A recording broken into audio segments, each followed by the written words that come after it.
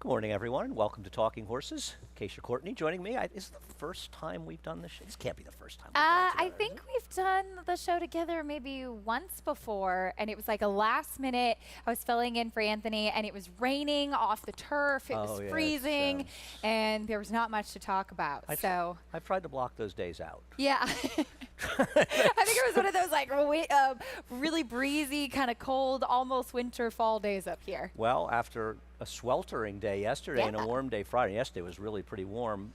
It's a beautiful day today.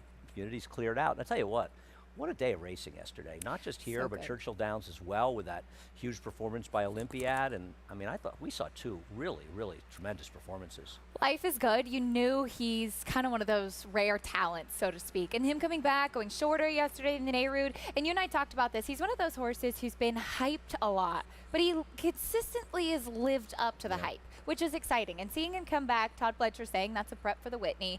If Olympiad goes there as well and some other horses, it could be a really, really exciting summer. And even if he does stay going a little bit shorter, you've got Flightline, Jackie's Warrior waiting in the wings. I think we're really lucky with some of the big horses that we'll get to see throughout the next couple months. You know, I was thinking about Charger this morning as well, and I agree with all of that. But and that performance, he got a 111 buyer, just 1 point short of Life is Good, who got a 112 buyer. Olympiad got a 111. So they're finally starting to run figures that really good horses are supposed to be running.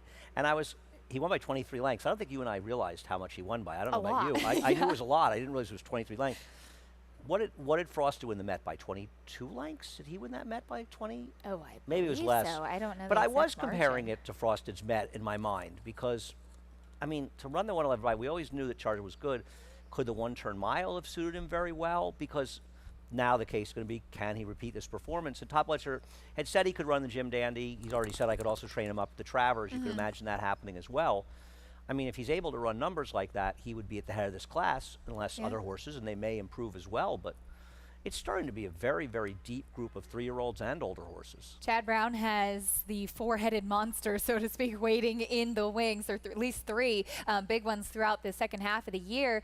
Todd Bletcher, meanwhile, is Belmont winner Mo Donegal, shared yesterday. He's out for 60 days with bone bruising. So I'm sure, yes, you have the Belmont winner. It's disappointing to not potentially have a chance with him I'm a fan. go throughout. Yeah, and he, I think, adds a really interesting layer to the 3-year-old picture with him being a closer when a lot of the other horses are more kind of front-running types. But to have Charge It, who's maybe one that is later developing, didn't start running at all till he was a 3-year-old as well. He's one that's kind of peaking at the right time. And I have to say, too, I think it's really exciting to see Mandy Pope, who's put a lot into the game. This one has a big pedigree, and see her have a good one that could really make some noise this year. Right. She had an incredible day. I don't even know if you know the extent of how good her day was, because not only did she win with She Dares the Devil, who she bought for, I think, $5 million at Churchill.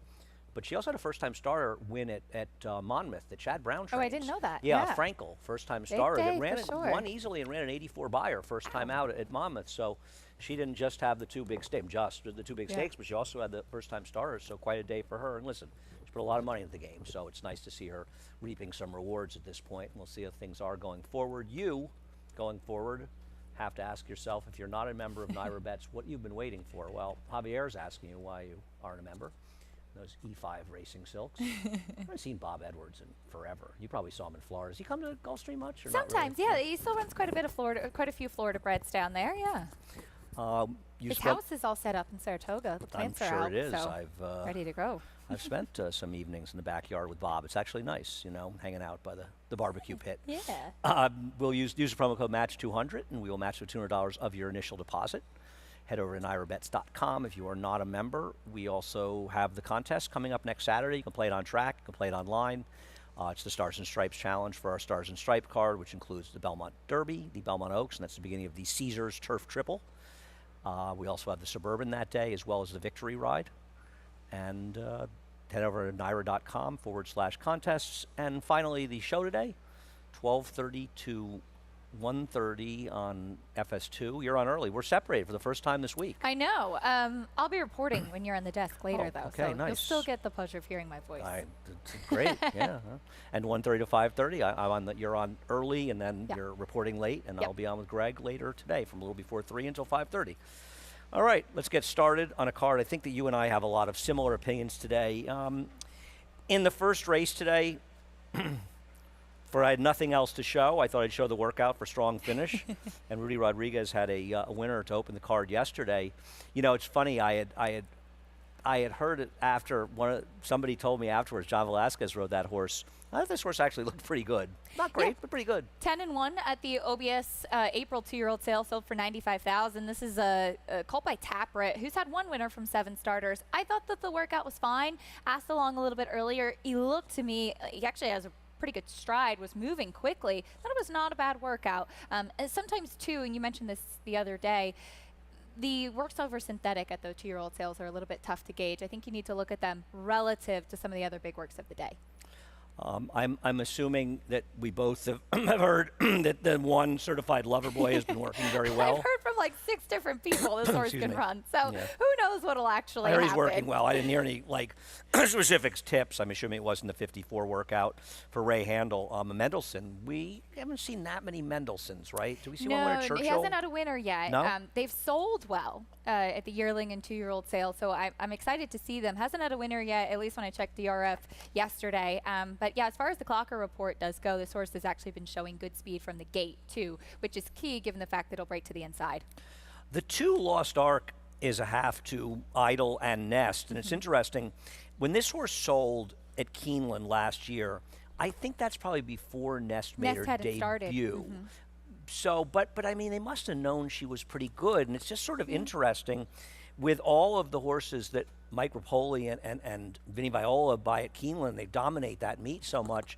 They didn't get involved in this one for 275. Does that seem like a negative, or is that just thinking too much into it? Not really, because Harold Ventures also owns the half-brother Dr. Jack, who's kind of the underachiever of the family, and he's multiple stakes placed. He's not bad, right? And he's not bad at all. He was more of a one-turn type versus Idle and Nest, who are proficient going a little bit further. Exactly. So Dr. Jack, owned by the same ownership group, so not really surprising that they would want to stick with the family with the horse they've had some success with.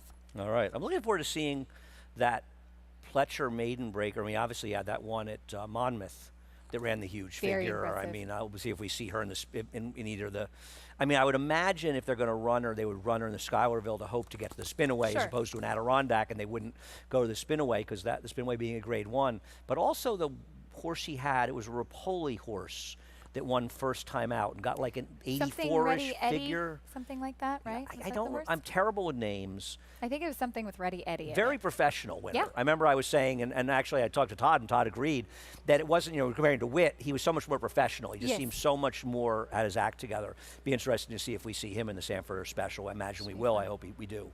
Race number 2 coming up. Well, you scratched into the 7. Yep. Quarry of Thunder. We'll take a look at her last race, and I guess you could argue she was flattered by Radiant Gem. She wasn't the same good inside that Radiant Gem was on, but I don't know, man. This horse, she likes to find ways to lose. I did not want to pick her in here. I had taken a little shot with Regina, who scratched. I didn't really know where else to go. I scratched into her. She has speed to the outside. I actually liked her a bit last time physically for her second turf start. She fit fine. Radiant Gem somehow came back to win again. Got a good trip. Was pretty game this day as well. But the last 2 races for this horse, for Quarry of Thunder, they've been good. They certainly stack up. I just didn't really know where else to go in this race. The number 1 request for proposal does lure Flavian Pratt off the claim for Dave Duggan. I really didn't like her last race, though, when she was claimed from Chad Brown. She's been awful. Yeah. Good trips in these races, and she barely lifts a hoof. I mean, she really, I wish Dave Duggan the best of luck with her, and he's a good trainer, but she's coming from Chad Brown, and she hasn't been effective at all. I'm married to the 5 Green Screen Queen.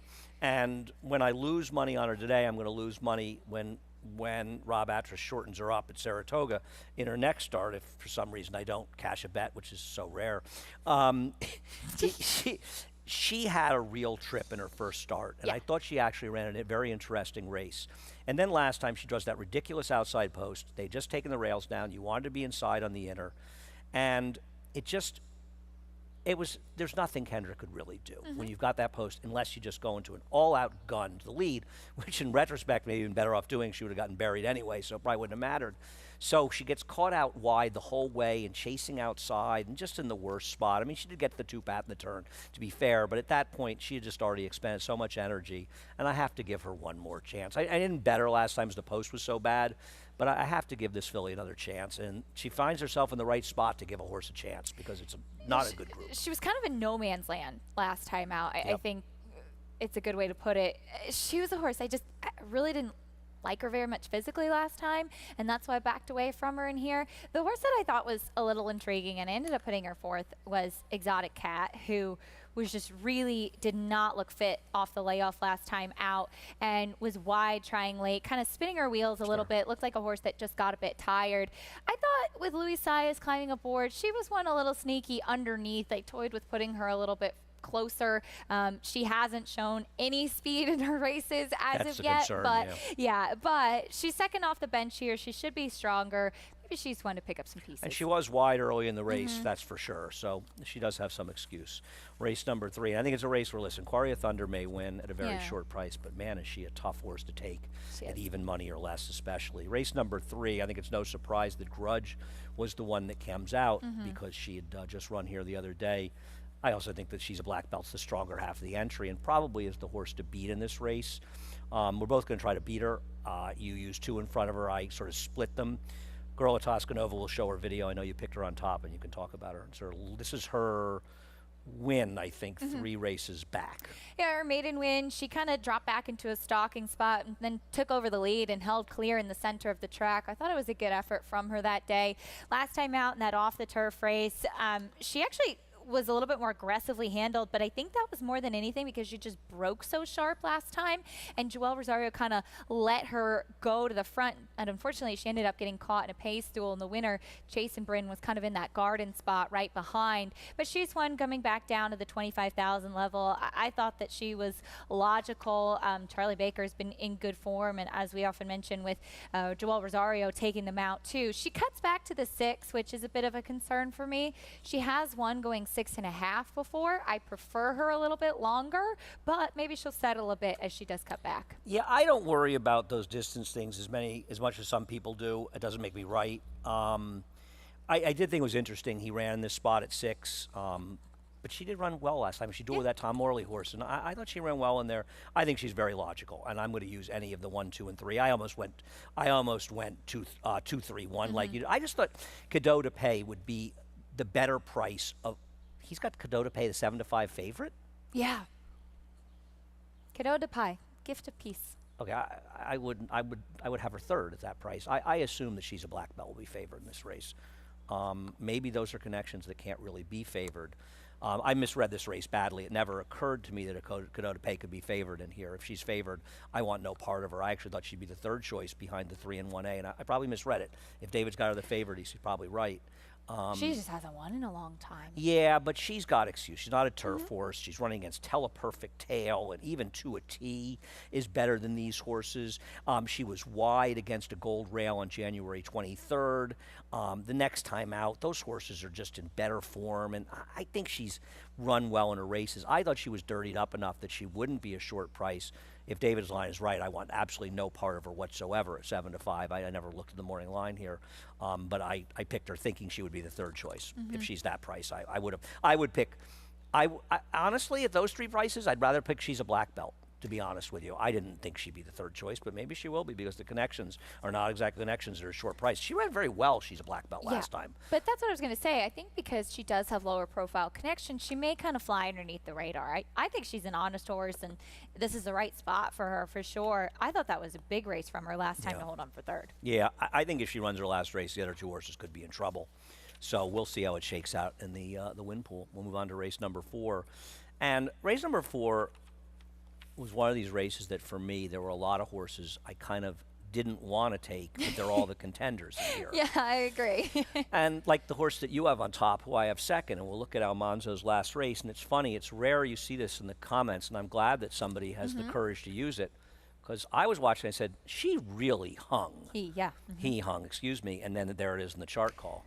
He did, absolutely. He didn't show much speed from the outside post either. It was kind of just out-footed, wide, followed the winner, and then just wouldn't go by. The blinkers come off today, which is interesting. Wesley Ward takes over the training. This colt has a massive dirt pedigree, which is interesting too. It's half to American Gal, who won the test, the Amanda Distaff. None of the siblings won on the turf. It kind of felt like when they put him on the turf in his last couple of races, they were saying things aren't really working out on the dirt. Maybe he's just not good enough.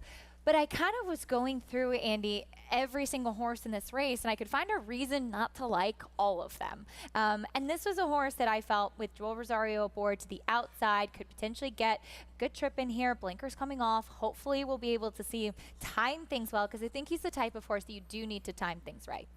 I agree, and Joel is always the right guy to time things in these situations. And, you know, the horse was a bit wide. I don't think it's as bad, though, at Fairgrounds. The race did somewhat collapse, but you look at it, the winner was a first-time star, improved one buyer figure the next race. The third horse came back and improved quite a bit. So there is an argument it's a solid race that he's coming out of, and I have nothing against him. You know, Java Buzz, who I picked, we'll take a look at his first race. I mean, Red Danger is a very good horse who beat him first time out. Stakes winner. Slipstream's an extremely good horse who beat him second time out.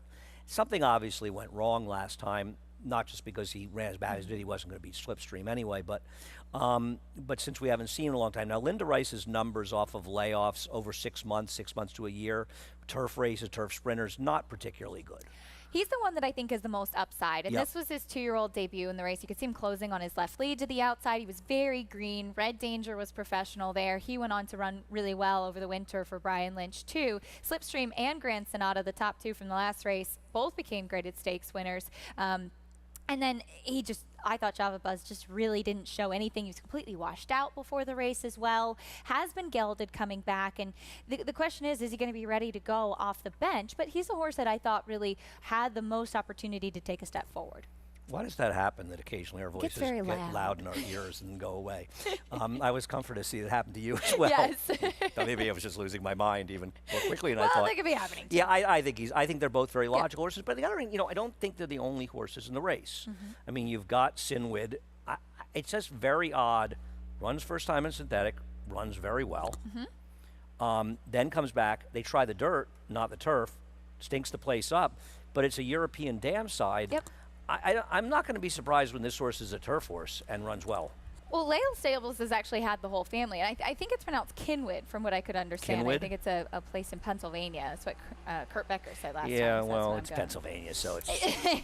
But the dam's only win was sprinting on the turf in Europe. The second dam, also campaigned by the Jacksons, was a very good multiple group 5-furlong turf runner. So it's surprising to me that he hasn't run on the turf yet.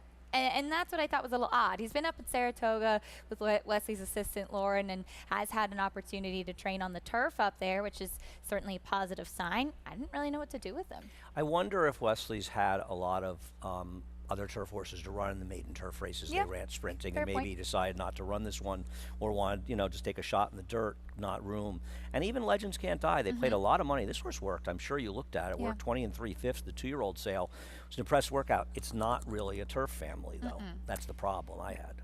Well, the dam was over 5 on the grass, finished third once. Another one who's had the opportunity to work on the turf. But, I mean, he was flying around the corner in that work, too, almost Yeah. kind of like outrunning his legs. But I'm sure that, once again, when you pay that much money at a 2-year-old sale to see a horse show up as a 3-year-old gelding, not exactly encouraging. That said, George Weaver can certainly have him ready to roll as far as firsters on the turf.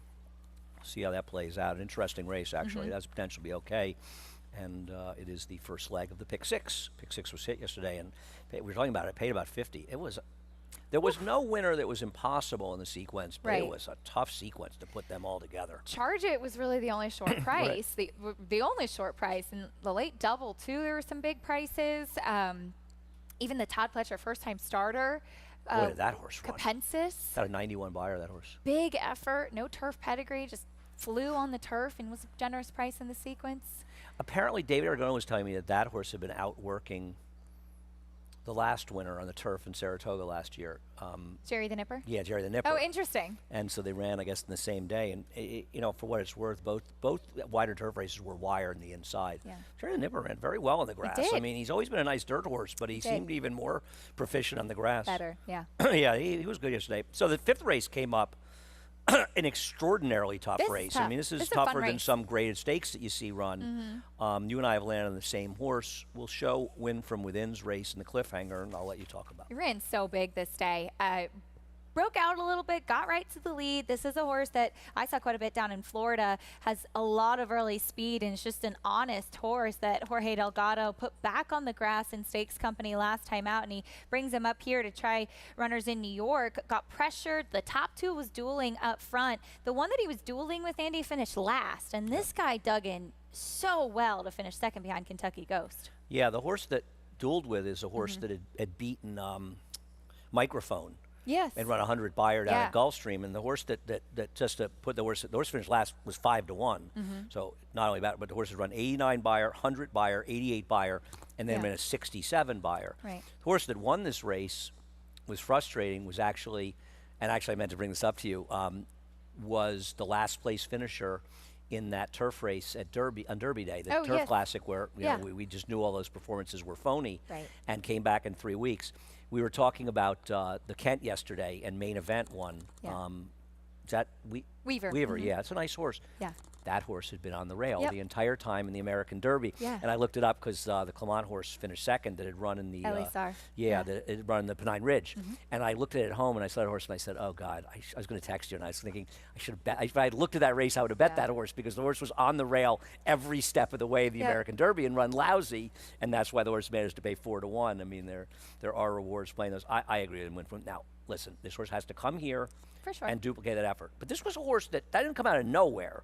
This horse had run other good races and had run well on the turf as a 3-year-old. So there's every reason this horse could be a very good turf horse. Now, this is no easy field. Ocala Dream's last race was terrific, and we'll show you a stat after we show the replay of the race for Tom Morley. It was good numbers off wins. I mean, he improved last time like he's ready to have a very big year. I remember interviewing Tom after the Kingston, and he said he was 30 pounds lighter from April to May. He got a lot out of fitness. Tom or the horse? Well, Tom looks great too, with the horse, Ocala Dream. But he said he really got a lot fitness-wise from that April race. 2 starts back. Really got a great ride from Javier this day. Great trip, but he finished up. I really like the way he finished up, and he beat some talented and classy horses in this bunch. Yeah, no, he you know, and Tom's got, like I said, those terrific numbers off of wins, so he can run back and run well. But it's not like he's the only horse in the race. I mean, Floriform is okay. He didn't run particularly well last time, but he's okay. The horses coming out of the 40 under, It's a Gamble, Sifting Sands race, I don't know what you thought, but it seemed like an aberrationally weird race where Yes. where the speeds just held up and the closers didn't show up. But Sifting Sands was awful in there. I was actually in the paddock for that race, and I didn't really like how Sifting Sands looked versus the other horses that he was running against. He was the type of horse who kind of was that big surprise back in Saratoga, 28-1, and then winning the Better Talk Now at 8-1. And I just don't know if he came back in the same way as a 4-year-old. No, he's a Dubawi that tend to carry a little bit more condition. So it's possible that he's going to be stronger and fitter second off the bench in here. That said, he just really didn't run. He flattened and he faded last time out. 40 under was right with safe conduct. But the pace and did hold was up second so best, well. and the pace held together. But Even It's a Gamble was sitting third.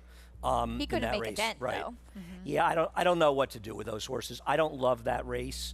I feel like Amirati's a horse that if the pace gets hot could pick it up. I'm not a huge fan of his. I thought when he won at Saratoga, he got a great trip, but he's also a horse that's had some bad trips when he's run badly. But even Ombre ran very well. Now this is obviously a much tougher field than he met last time. But his race was legitimate, and since Cherie DeVos seems to be one of the only people in Kentucky that seems to be shipping horses Her to and New York Ian Wilkes, yeah. without a turf course there, I Right. kind of root for them anyway to do Yeah. well, and I don't think he's bad. I always thought he was okay with Barkley. too. Seems to be getting better. He's a bit of a quirky horse too, and I don't think he wants to run very far. I think this mile is really the I do perfect too. distance for him. He's not a very big horse either, despite being by Taurus, Breeders' Cup Mile winner. He's tried going longer distances throughout his career. He's kind of swapping leads a bit bit last time too. He's not the easiest horse I imagine to train, but she's got him in good form right now. Yeah, I think he is dangerous as well. This is a very, very competitive race and a super tough allowance. We've got a couple of those today, and we've got 4 left. We'll take a quick break. We'll be right back. Who you betting on? How about an app created specifically for horse racing? Naira Bets.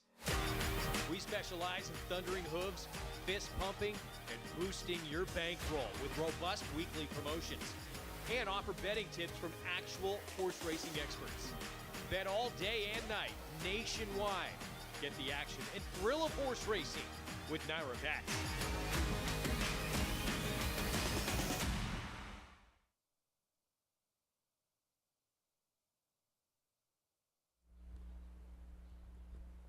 Oh, we're back.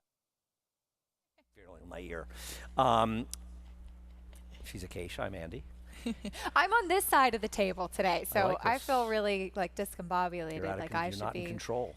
welcoming people. I've stolen the control from you. Yeah, I mean, even like my microphone's on this side because I'm used to, being on the other side of the table. So if any of my picks aren't good today, it's because I was discombobulated because I was on this side of the table. That's the reason. That's totally the reason. all of her picks would have won because that's all we do on this show is pick horses that win. Yeah.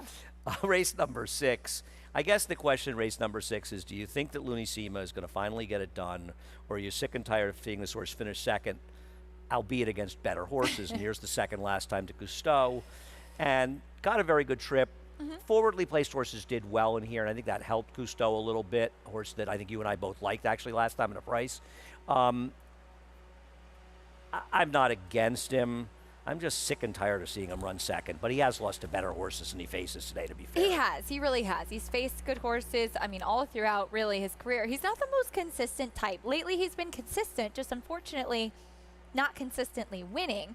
Peter Walter has a couple live chances, I think, on the card today. Starting off at Aqueduct, towards the end of the meet there, he had some horses that really shipped up to New York quite well and have kind of cooled off since then as far as here at Belmont. But he himself has been coming up with the horses as well, and I know trying to point them to spots where they can be effective. And this is a horse that, as you said, he's got the best numbers. Cutting back in distance, he won at 7 at Gulfstream, didn't beat too much that day, so we'll see.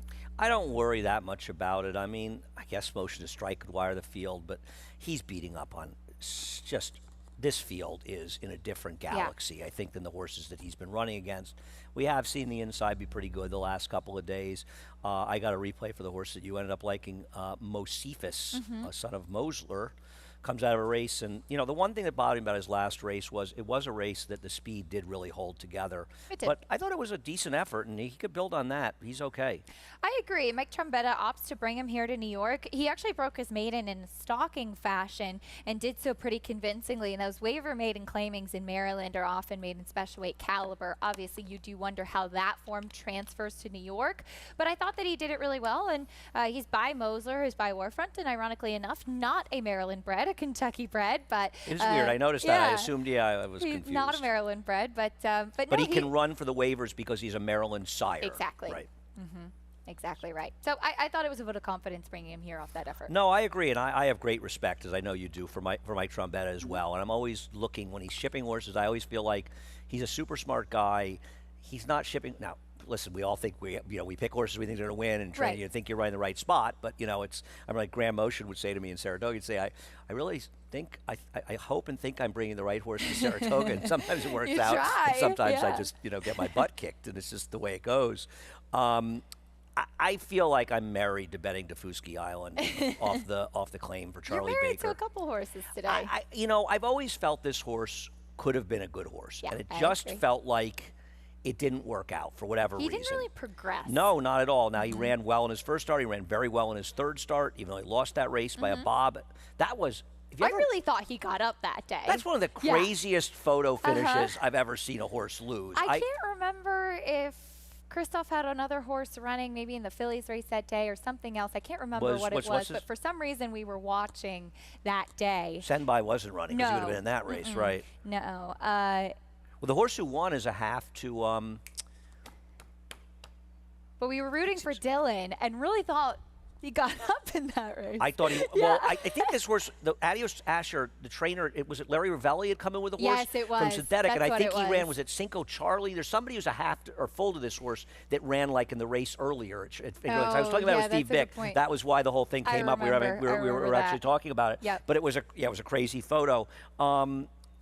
Obviously, it hasn't worked out, but he didn't run that badly last time, and Life Changer was going to win that race anyway. Right.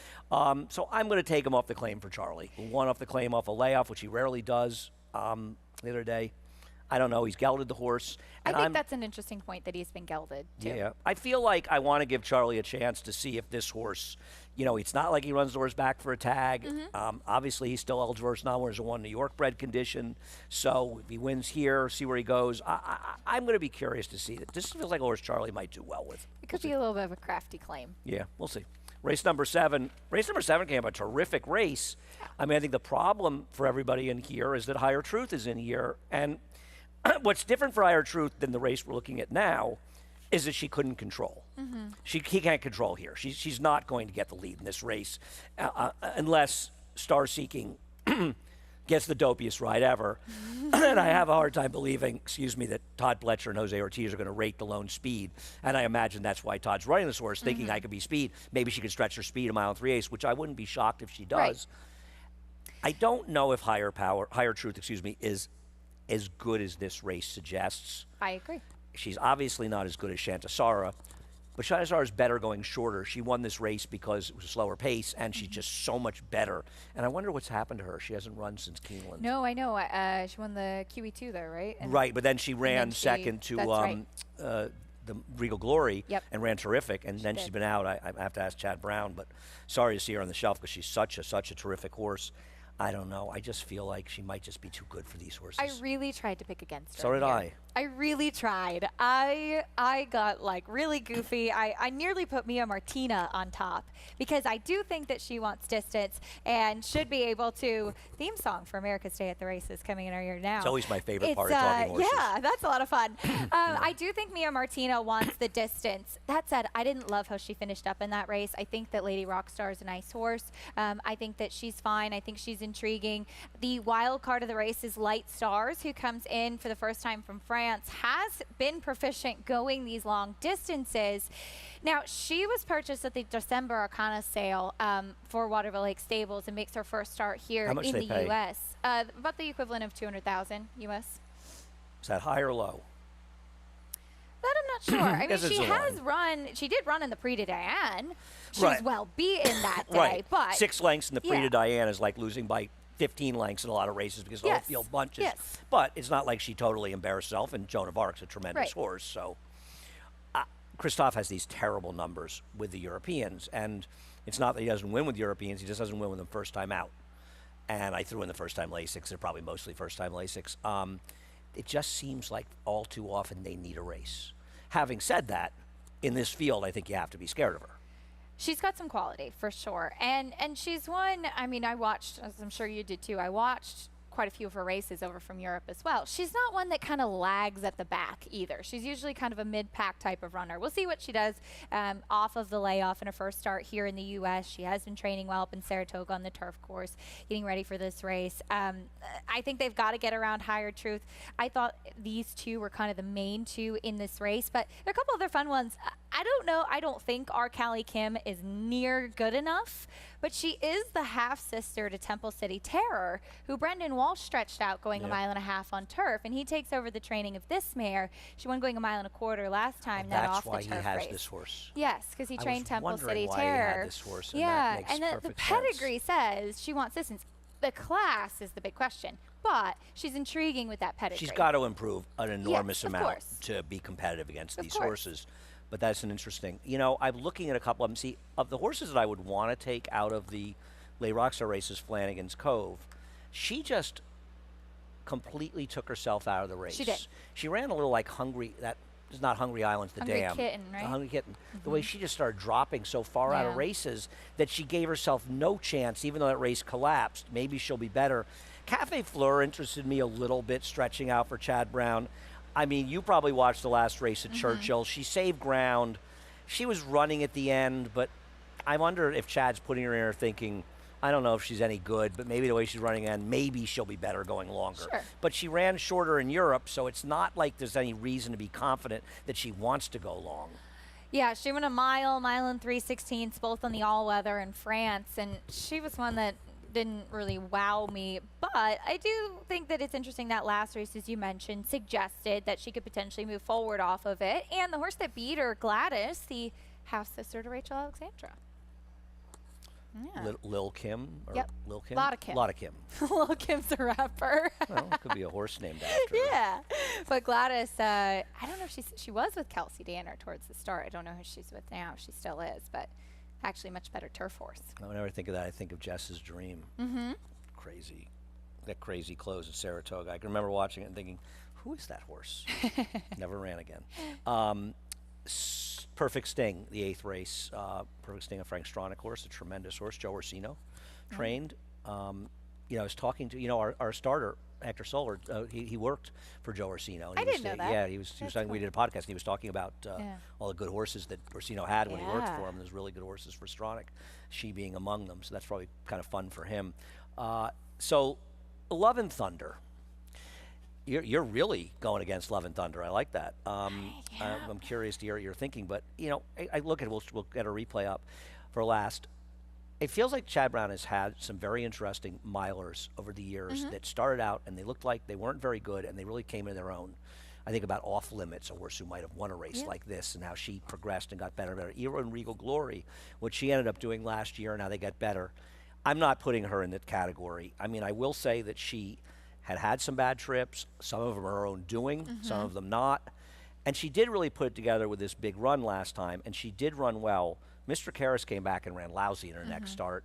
And I put her second. I think she's the horse to beat. I like her more, obviously, than you do, but I'm not completely sold that she's really that good. And she's going to get way over bet because she's Chad. That's my feeling. I just don't think that she's really that good. She's a horse that's always, for some reason, there are certain horses that you just never really warm to that always seem to underwhelm you, and she's kind of been one of those for me. Maybe it was those 4 seconds in a row. Maybe it's the fact that she does oftentimes find herself in trouble, drop really far out of it, not get out of the gate very well, kind of her own worst enemy sometimes. And she did put things together last time out.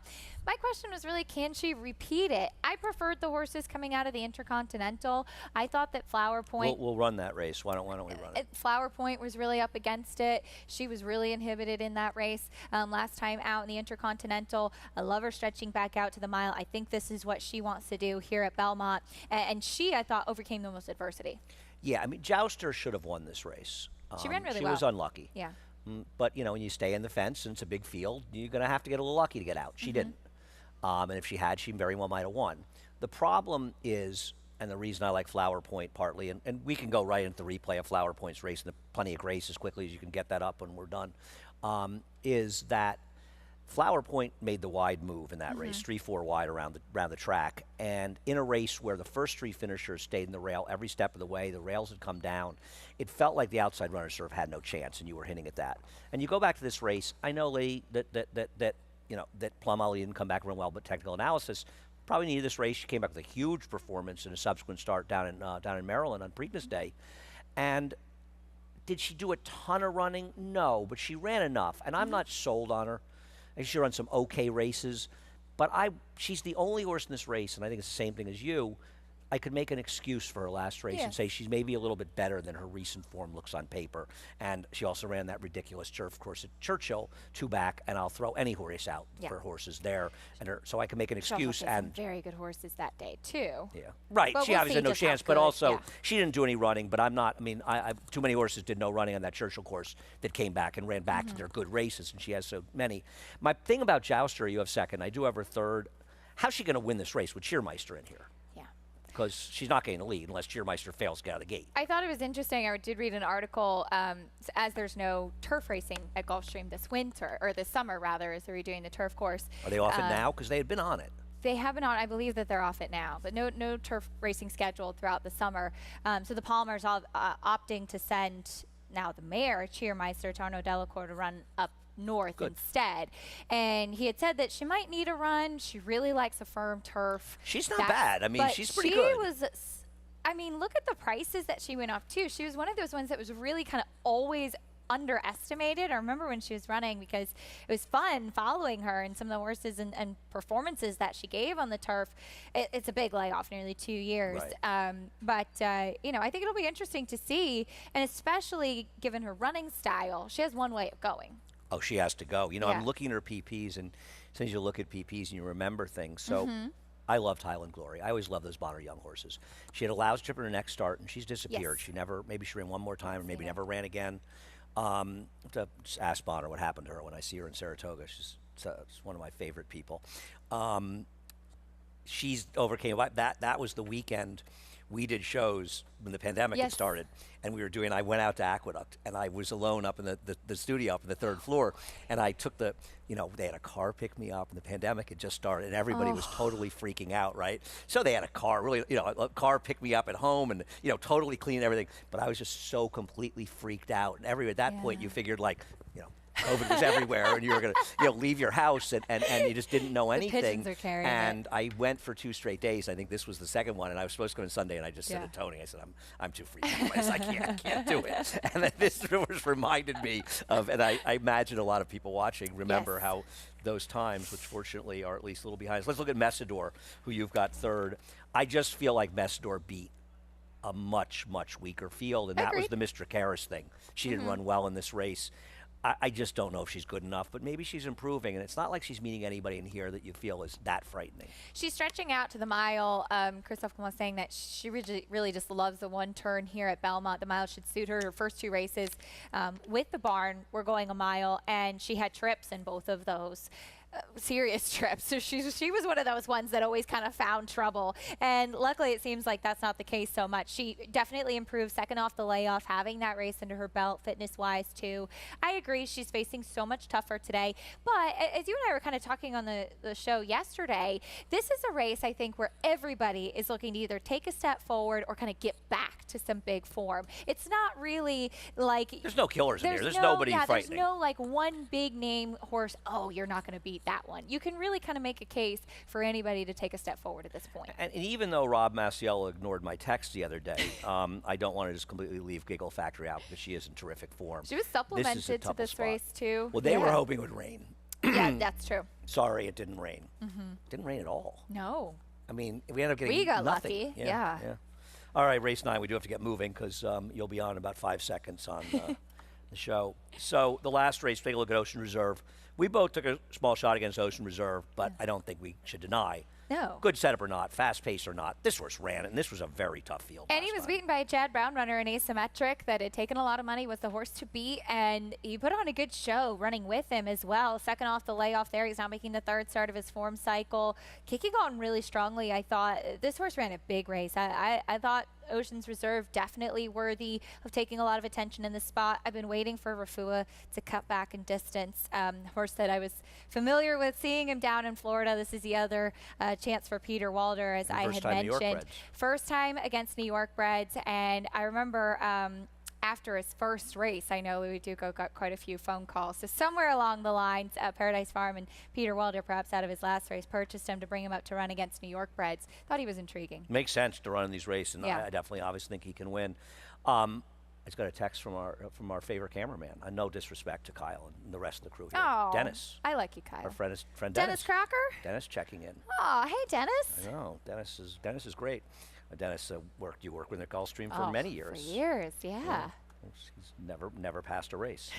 No, no, I love never. Dennis. He Dennis was was always great. I alive had in the best double. time with Dennis. Yeah, Always alive in absolutely. the double. So, saying hi to Dennis. Beach Boy Al, trainer switch to the Weaver Barn. I'm not, listen, Bruce Levine does a good job. Something went wrong last time. Also, the pace just completely held together in the last start. Yep. And I felt this horse wanted less distance. Like, I think Bruce dropping back last time was thinking less distance. So I'm hoping that maybe in this situation it'll work out better for the new barn. I'm going to use all 3 of these horses, the 1, 3, and 7, and trying to beat the 1, but the 1 is the horse to beat. Sinful Dancer, short price for Weaver. I prefer this one. Sinful didn't like Dancer his on his last best race is the horse to beat, but he runs his best race so sporadically that I just and can't it's trust not him. just not a winning race either. I'm just getting Yeah. tired of him. Me too. You know, he's disappointed in too many spots. And for a horse that was hitting the wire with Water's Edge and American Revolution, who, by the way, ran extremely well. did. I was worried in his first start that we wouldn't see it, but American Revolution is back, and I'm He looking did. forward to seeing where he goes next. Second to Olympiad, nothing to scoff at. They should run him in the Whitney. You know, I don't see any Yeah. reason not to take a shot in there. Why not? Anyway, thanks, Keisha. We'll do this again Absolutely. tomorrow. Looking forward to it. You head over to Naira Bets. If you're not a member of Naira Bets, no better time than the present. Use the promo code MATCH200. We will match up to $200 of your initial deposit. Play through Naira Bets. Keep the money in the game. You can sign up until, I think, Friday at 5 o'clock for the Naira Stars and Stripes Challenge, $3,000 buy-in. We'll seed the pool as well. Get all the details at naira.com/contest, on track or online, and 12:30 to 1:30 on FS2. Then FS1, the rest of the day through 5:30 here, and the penultimate Churchill card. Keisha will be on early and late. I'll be on late. Looking forward to it. All right. Should be fun. Catch you later. Enjoy the day. Johnny I up next. Reprise Scratches and Changes.